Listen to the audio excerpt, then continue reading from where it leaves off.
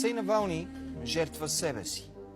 Началото на краят му започна в онази мразовита януарска вечер, в която той реши да се прибере в Москва от Берлин и беше арестуван на летището през стотици камери и смартфони.